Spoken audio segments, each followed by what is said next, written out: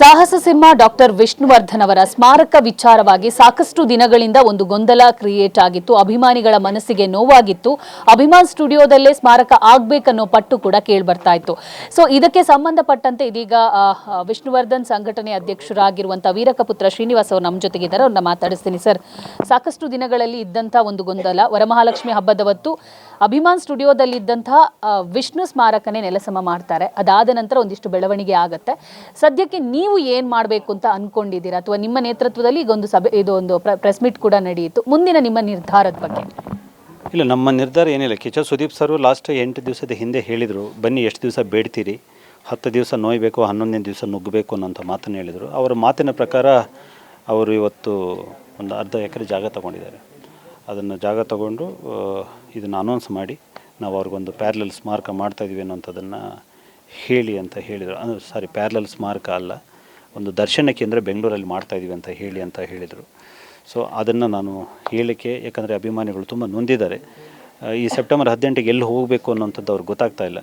So ಆ ಕಾರಣಕ್ಕೋಸ್ಕರ ಈ ಥರದ್ದೊಂದು ಆಗ್ತಿದೆ. ಯಜಮಾನರ ಹೆಸರಲ್ಲಿ ಒಂದಷ್ಟು ಆಶಾಭಾವನೆಯನ್ನು ಬಿತ್ತುವ ಒಂದು ಪ್ರಯತ್ನವಾಗಿ ಈ ಪತ್ರಿಕಾಗೋಷ್ಠಿಯನ್ನು ಆಯೋಜನೆ ಮಾಡಿತ್ತು. ಸರ್, ಇವಾಗ ನೀವೊಂದು ದರ್ಶನ ಕೇಂದ್ರ ಮಾಡ್ತೀವಿ ಅಂತ ಹೇಳ್ತಾ ಇದ್ದೀರಾ. ಸೊ ಕಿಚ್ಚ ಸುದೀಪ್ ಅವರ ನೇತೃತ್ವದಲ್ಲಿ ಇದು ನಡೆಯುತ್ತೆ. ಸೊ ಆ ದರ್ಶನ ಕೇಂದ್ರ ಎಲ್ಲಿರುತ್ತೆ, ಹೇಗಿರುತ್ತೆ, ಆ ತಯಾರಿಗಳು ಹೆಂಗಿದೆ ಅಂತ? ಅಲ್ಲ, ಈಗ ಜಾಗವಷ್ಟೇ ನಿಗದಿಯಾಗಿದೆ. ಇದಾದ ಮೇಲೆ ಎಲ್ಲಿ ನಿಗದಿಯಾಗಿದೆ ಸರ್? ಕೆಂಗೇರಿ ಹತ್ರ, ಅಂದರೆ ಅಭಿಮಾನ್ ಸ್ಟುಡಿಯೋದ ಒಂದು 3-4 ಕಿಲೋಮೀಟ್ರದ್ದು ಸುತ್ತಳತೆಯಲ್ಲಿ ಒಂದು ಜಾಗ ಫೈನಲ್ ಆಗಿದೆ. ಸೊ ಆ ಜಾಗವನ್ನು ಮೊದಲು ನೋಂದಾಯಿಸ್ಕೊಳ್ತೀವಿ. ಸೊ ಮತ್ತು ಆ ಸೆಪ್ಟೆಂಬರ್ 2ಕ್ಕೆ ಸುದೀಪ್ ಸರ್ ಅವರ ಬರ್ಡೇ ಇರೋದರಿಂದ ನಾನು ಅಂದ್ಕೊಂಡೆ ಅವತ್ತೇ ಈ ಬ್ಲೂ ಪ್ರಿಂಟ್ ಏನಿದೆ, ಹೇಗೆ ನಮ್ಮ ಈ ಸ್ಮಾರಕ ಇರೋ ಹೊಸದೊಂದು ದರ್ಶನ ಕೇಂದ್ರ ಹೇಗಿರುತ್ತೆ ಅನ್ನೋಂಥದ್ದನ್ನು ರಿವೀಲ್ ಮಾಡೋಣ ಅಂತ ಅಂದ್ಕೊಂಡಿದ್ದೀನಿ. ಸೊ ಅದಾದಮೇಲೆ ಸೆಪ್ಟೆಂಬರ್ 18ಗೆ ಇದರ ಅಡಿಗಲ್ಲ ಹಾಕುವಂಥ ಪ್ರಯತ್ನವನ್ನು ಮಾಡೋಣ. ಸರ್, ಏನಿರುತ್ತೆ ಸರ್ ಈಗ ಅಡಿಗಲ್ಲು ಹಾಕ್ತೀರಾ, ಅದಾದಮೇಲೆ ಏನೇನು ಇರುತ್ತೆ, ಸೊ ಹೇಗಿರುತ್ತೆ ಅಂದರೆ ಅಡಿಗಲ್ಲು ಆದ ತಕ್ಷಣ ಅದು ಹೆಂಗೆ ಬರುತ್ತೆ ಅನ್ನುವಂಥ ಒಂದು ಕುತೂಹಲ ಜನರಿಗಿರುತ್ತೆ. ಸೊ ಅಡಿಗಲ್ಲು ಹಾಕೋದ್ರ ಮೂಲಕ ಏನಲ್ಲಿ ಮಾಡೋಕ್ಕೆ ಹೊರಟಿದ್ದೀರಾ ಅಂತ? ಅಲ್ಲ, ಅಲ್ಲಿ ಬೆಂಗಳೂರಿಗೆ ಸೆಪ್ಟೆಂಬರ್ 18 ಮತ್ತು ಡಿಸೆಂಬರ್ 30ಕ್ಕೆ ಸಂಖ್ಯಾತರು ಬರ್ತಾರೆ, ಮತ್ತು ಬೆಂಗಳೂರಲ್ಲಿ ಲಕ್ಷಾಂತರ ಜನ ಇದ್ದಾರೆ. ಅವರೆಲ್ಲ ಎಲ್ಲೂ ಹೋಗಬೇಕು ಸೆಪ್ಟೆಂಬರ್ 18ಗೆ, ಯಾಕಂದರೆ ಇರುವಂಥ ಪುಣ್ಯಭೂಮಿ ನೆಲಸಮ ಮಾಡಿಬಿಟ್ಟಿದ್ದಾರೆ. ಸೊ ಈ ಕಾರಣಕ್ಕೋಸ್ಕರ ಒಂದು ಪರ್ಯಾಯವಾಗಿ ಅವ್ರಿಗೊಂದು ದರ್ಶನ ಕೇಂದ್ರ ಇರಲಿ ಅಂತ ಅಂದ್ಕೊಂಡಿದ್ವಿ. ಸೊ ಅಲ್ಲಿ ಒಂದು 25 ಅಡಿದು ಒಂದು ಪುತ್ಥಳಿ ಮಾಡ್ತಾಯಿದ್ದೀವಿ. ಒಂದು ಗಾರ್ಡನ್ ಇರುತ್ತೆ, ಜೊತೆಗೆ ಒಂದು ಲೈಬ್ರರಿ ಇರುತ್ತೆ. ಅಷ್ಟು ಮಾತ್ರ ಈಗ ಸದ್ಯಕ್ಕೆ ಅಂದ್ಕೊಂಡಿದ್ದೀವಿ. ಇನ್ನೊಂದಷ್ಟು ವಿಶೇಷವಾಗಿ ಏನಾದರೂ ಮಾಡಲಿಕ್ಕೆ ಸಾಧ್ಯವೋ ನೋಡ್ತೀವಿ. ಸರ್, ಈಗ ಪುತ್ಥಳಿ 25 ಅಡಿ ಎತ್ತರದ ಪುತ್ಥಳಿ ಆಗಬೇಕಂದ್ರೆ ಅದಕ್ಕಷ್ಟೇ ಖರ್ಚು ವೆಚ್ಚಗಳಾಗುತ್ತೆ. ಸೊ ಆ ಲೈಬ್ರರಿ, ನಿಮ್ಮ ಪ್ಲಾನಿಂಗ್ ಏನಿದೆ ಅದಕ್ಕಷ್ಟು ಖರ್ಚು ವೆಚ್ಚಗಳು ಆಗೋದಂತೂ ಒಂದು ಅಂದಾಜಿರುತ್ತೆ. ಸೊ ನೀವು ಎಷ್ಟು ಹಣವನ್ನು ವೆಚ್ಚ ಮಾಡೋಕ್ಕೆ ಅಂದಾಜು ಮಾಡಿದ್ದೀರಾ? ಅದನ್ನು ನೀವೇ ಮಾಡ್ತಾ ಇದ್ದೀರಾ ಅಥವಾ ಅಭಿಮಾನಿಗಳು ಕೈ ಜೋಡಿಸ್ತಿದ್ದಾರಾ, ಹೇಗೆ? ನನಗೊಂದು ಆಸೆ ಇದೆ. ಇದು ಅಭಿಮಾನಿಗಳಿಂದಲೇ ನಿರ್ಮಿತಗೊಂಡ ದೇಶದ ಮೊಟ್ಟ ಮೊದಲ ಸ್ಮಾರಕವಾಗಿ ಇದಿರಬೇಕು ಅಂತ ಆಸೆ ನನಗೆ. ಸೊ ಈಗ ಅದು ಬಿಟ್ಟರೂ ಕೂಡ ನಾವೊಂದು 4-5 ಜನ, ಸುದೀಪ್ ಸಾರು, ನಾನು, ಕೆ ಮಂಜು ಅವರ ಆದಿಯಾಗಿ ಒಂದಷ್ಟು ಜನ ಇದ್ದೀವಿ, ಸಮರ್ಥರಿದ್ದೀವಿ, ನಾವು ಮಾಡಿಬಿಡ್ಬೋದು ಹಾಗೆ. ಬಟ್ ಎಲ್ಲರೂ ಅಭಿಮಾನಿಗಳು ನಾವು ಬರ್ತೀವಿ ಅಂತಂದರೆ ಅದನ್ನ ಬಗ್ಗೆ ಇನ್ನೂ ಯೋಚನೆ ಮಾಡಿಲ್ಲ, ಅದನ್ನು ಹೇಳ್ತೀವಿ. ಸರ್, ಖರ್ಚು ವೆಚ್ಚದ ಬಗ್ಗೆ ಎಷ್ಟು ಒಂದು ಪ್ಲಾನಿಂಗ್ ಅಂತ ಇರುತ್ತೆ ನೀವು ಮಾಡಿರೋದು? ಇಲ್ಲ, ಈಗ ಜಾಗ ಅಷ್ಟೇ ತಗೊಂಡಿದ್ದಾರೆ. ಸೊ ಅದ್ರ ಬಗ್ಗೆ ಏನಿಲ್ಲ. ಸೆಪ್ಟೆಂಬರ್ 2ಕ್ಕೆ ಕಂಪ್ಲೀಟ್ ಡೀಟೇಲ್ಸ್ ಕೊಟ್ಬಿಡ್ತೀವಿ. ವೆಚ್ಚದ ಬಗ್ಗೆನೂ ಸೆಪ್ಟೆಂಬರ್ 2ಕ್ಕೆ ಹೇಳ್ತೀರಾ ನೀವು? ಓಕೆ ಸರ್, ಇವಾಗ 3 ಕಿಲೋಮೀಟರ್ ಅಕ್ಕಪಕ್ಕದಲ್ಲೇ ಇದು ಮಾಡ್ತಾ ಇರೋದ್ರಿಂದ ಸ್ಮಾರಕ ಅಭಿಮಾನ್ ಸ್ಟುಡಿಯೋದಲ್ಲಿ ಅಲ್ಲಿ ಅಂತ್ಯ ಸಂಸ್ಕಾರ ಮಾಡಿರೋ ಪ್ಲೇಸು, ಅಲ್ಲಿ ಒಂದು ಅವಿನಾಭಾವ ನಂಟು ಇದ್ದೇ ಇರುತ್ತೆ ಅಭಿಮಾನಿಗಳಿಗೆ. ಬಟ್ ಅಲ್ಲಿಯ ಕ್ಲಾರಿಟಿ ಹೆಂಗೆ? ಈಗ ನೀವು ಬೇರೆ ಕಡೆ ಒಂದು ದರ್ಶನ ವ್ಯವಸ್ಥೆ ಮಾಡ್ತಾ ಇದ್ದೀರಾ, ಬಟ್ ಅಲ್ಲಿಯ ವ್ಯವಸ್ಥೆಗಳಿಗೆ ಯಾವ ಥರ ಪ್ಲ್ಯಾನ್ ಮಾಡ್ಕೊಂಡಿದ್ದೀರಾ? ಯಾಕಂದರೆ ಅದು 16 ವರ್ಷಗಳಿಂದ ನಡ್ಕೊಂಡೇ ಬರ್ತಾ ಇದೆ ಆ ಒಂದು ತೊಂದರೆಗಳು, ಅಥವಾ ಪದೇ ಪದೇ ಹುಟ್ಟುಹಬ್ಬ ಅಥವಾ ಅವರ ಪುಣ್ಯತಿಥಿ ಟೈಮಲ್ಲಿ ಇಂಥ ಒಂದು ಗೊಂದಲಗಳು ಅಭಿಮಾನಿಗಳಲ್ಲಿ ಇದ್ದೇ ಇರುತ್ತೆ. ಅಲ್ಲಿಯ ಒಂದು ಕ್ಲಾರಿಟಿಗೆ ಅಥವಾ ಅಲ್ಲಿಯ ಒಂದು ನ್ಯಾಯಕ್ಕಾಗಿ ನೀವು ಯಾವ ಥರ ಮತ್ತೆ ಹೋರಾಟ ಮಾಡ್ತಿದ್ದೀರಾ ಅಂತ? ಇಲ್ಲ, ಅದು ಸ್ಟುಡಿಯೋಗಂತ ಕೊಟ್ಟ ಜಾಗ ಅದು ಖಾಸಗಿ ಸೊತ್ತಾಗ್ಬಿಟ್ಟಿದೆ. ಮತ್ತು ಅಲ್ಲಿ ಅವರ ಪಾರ್ಟಿಷನ್ ಡೀಡಲ್ಲೂ ಕೂಡ ಸ್ಟುಡಿಯೋದ ಪದವನ್ನು ತೆಗೆದಿದ್ದಾರೆ. ಜೊತೆಗೆ 10 ಎಕರೆ ಮಾರಾಟ ಮಾಡಿಕೊಂಡು ಪರಾಬರಿ ಮಾಡ್ಕೊಂಡಿದ್ದಾರೆ. ಮತ್ತು ಅಭಿಮಾನ ಸ್ಟುಡಿಯೋದ ಹಣವನ್ನು ಸ್ವಂತಕ್ಕೆ ಬಳಸ್ಕೊಂಡಿದ್ದಾರೆ. ಈ ಎಲ್ಲ ಪಾಯಿಂಟ್ಸಲ್ಲಿ ಇವತ್ತಿಗೂ ಕೂಡ ಅದು ಸರ್ಕಾರದ ಅಧೀನದಲ್ಲೇ ಬರುತ್ತೆ ಅದು. ಸೊ ನಾವು ಇದಕ್ಕೆ ಮುಂಚೆ ಬರೀ ನಮಗೊಂದಷ್ಟು ಜಾಗ ಸಿಕ್ಕರೆ ಸಾಕು, ಬಾಲಣ್ಣ ಕೂಡ ಮೇರು ಕಲಾವಿದರಾಗಿರೋದ್ರಿಂದ ಅವ್ರ ಕುಟುಂಬಕ್ಕೆ ತೊಂದರೆ ಆಗೋದು ಬೇಡ ಅಂತ ಹೇಳಿ ನಾವು ಬರೀ ಆ ಒಂದು ಪುಣ್ಯಭೂಮಿ ಸ್ಥಳದ ವನ್ನು ಅಷ್ಟೇ ನಮ್ಮದಾಗಿಸ್ಕೋಬೇಕು ಅನ್ನುವಂಥ ಹಿನ್ನೆಲೆಯಲ್ಲಿ ಕಾನೂನು ಹೋರಾಟ ಮಾಡಿದ್ವಿ. ಆದರೆ ಈಗ ಅವರು ಇಷ್ಟೊಂದು ಕೆಟ್ಟದಾಗಿ ನಮ್ಮ ಜೊತೆಗೆ ನಡ್ಕೊಂಡಿರೋದ್ರಿಂದ, ರಾತ್ರೋರಾತ್ರಿ ಒಬ್ಬ ಮೇರು ನಟನ ಸಮಾಧಿಯನ್ನು ನೆಲಸಮ ಮಾಡಿರೋದ್ರಿಂದ ಭಾಳ ಮನಸ್ಸುಗಳಲ್ಲಿ ದುಃಖ ಆಗಿದೆ. ಆದ್ದರಿಂದ ನಾವು ಇಡೀ ಆ ಅಭಿಮಾನ್ ಸ್ಟುಡಿಯೋ ಕೊಟ್ಟಂತಹ ಜಾಗ ಆ ಮೂಲ ಉದ್ದೇಶಕ್ಕೆ ಬಳಕೆ ಆಗಬೇಕು, ಇಲ್ಲವಂದರೆ ಅದು ಮುಟ್ಟುಗೋಲು ಆಗಬೇಕು ಅನ್ನೋಂತಹ ಒಂದು ಹೋರಾಟವನ್ನು ಕೈಗೆತ್ಕೊಳ್ತಾ ಇದ್ದೀವಿ.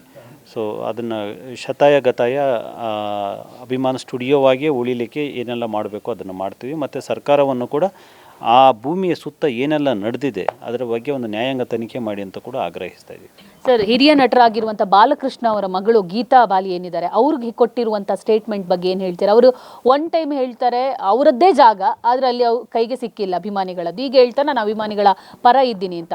ಈ ಎರಡೆರಡು ಸ್ಟೇಟ್ಮೆಂಟ್ ಬಗ್ಗೆ ನೀವೇನು ಹೇಳ್ತೀರಾ ಅಂತ? ಗೀತಾ ಬಾಲಿ ಅಂತಂದ್ರೆ ಎರಡು ಸ್ಟೇಟ್ಮೆಂಟ್ ಅಂತ.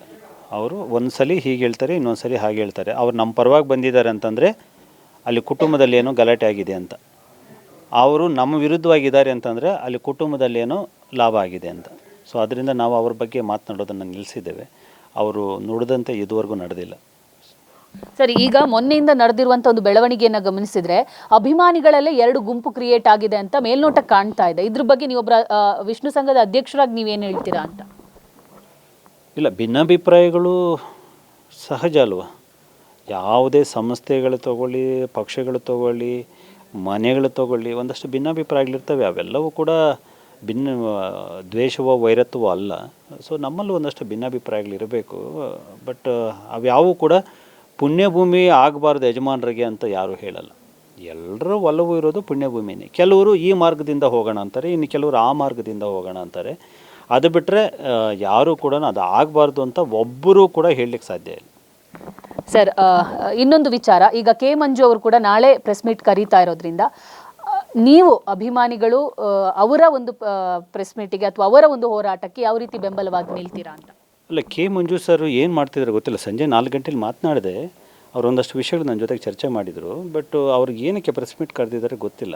ಅವ್ರು ಏನೇ ಮಾಡಿದರೂ ಕೂಡ ಅದು ಪುಣ್ಯಭೂಮಿ ವಿಷಯವಾಗೇ ಇರುತ್ತೆ. ನಾವು ಅವ್ರ ಬೆಂಬಲವಾಗಿರ್ತೇವೆ. ಸರ್, ಮೊನ್ನೆಯ ಸಮಾಧಿ ನೆಲಸಮ ಆದಮೇಲೆ ಸಾಕಷ್ಟು ಕಲಾವಿದರು ಅವರವರ ಒಪಿನಿಯನನ್ನು ಹೇಳ್ಕೊಂಡಿದ್ದಾರೆ. ಸೊ ಒಂದಿಷ್ಟು ಅಭಿಮಾನಿಗಳೇ ಹೇಳ್ತಾ ಇರೋದು, ವಿಷ್ಣು ಸರ್ ಹೆಸರು ಹೇಳ್ಕೊಂಡು ತುಂಬ ಜನ ಬೆಳೆದಿದ್ದಾರೆ, ದುಡ್ಡು ಮಾಡ್ಕೊಂಡಿದ್ದಾರೆ, ಜೀವನವನ್ನು ರೂಪಿಸ್ಕೊಂಡಿದ್ದಾರೆ. ಬಟ್ ಇವತ್ತಿನ ಅವರ ಪರಿಸ್ಥಿತಿಗೆ ಎಷ್ಟೆಲ್ಲ ಕಲಾವಿದರು, ಚಿತ್ರರಂಗದವರು ಒಂದು ಸಾಥ್ ಕೊಡ್ತಿದ್ದಾರೆ ನಿಮ್ಮ ಪ್ರಕಾರ? ನನಗೆ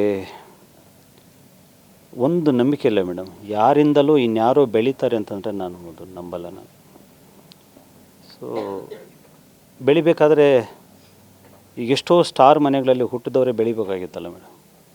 ಅದು ಹಾಗಲ್ಲ.